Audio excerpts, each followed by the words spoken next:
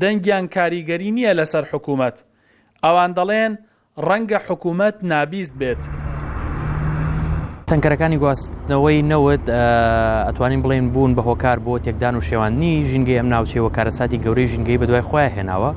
ڕاستەوخۆ خاکی ئەو ناوچەیە پیس دەکات و لە هەمان کات ئەگەر بێت و پوش و پاوان یاخود درەخت بۆ نمونەوە کۆم درەختە لەو دەڤەرەدا هەبێت ئەوە ڕاستەوخۆ دەبێت بە هۆکار بۆ وشکبوونی ئەو درەختە. ئەوەی کە زۆر جێگەی تێڕامانە تا ئێستا هیچ لایەنێکی بەرپرس لەم بارەیەوە هیچ قەرەبوویەکی ژینگەی بۆ ناوچەکە دانەناوە و هیچ بەدۆداچوونێکی جدی لەم بارەیەوە نەکراوە هەنگاوی کردداری نەنراوە بۆ ئەوەی قەرەبووی ژینگەی بۆ ئەم ناوچەیە بکرێتەوە کە هەتا کۆتا ئامارکەیەمە و ڕێکخراوەکەمان بڵاومان کردەوە 39 تەنکەری گواستنەوەی نەوت لەم ناوچەیەدا وەرگەڕاوە کە زیانی زۆر گەورەی ژینگەیان بەم ناوچەیە گەیاندووە.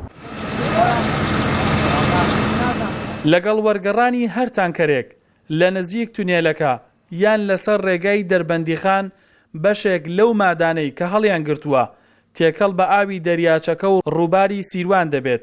ئەمەش زیان بە ئاوی ناوچەکە دەگەێنێت.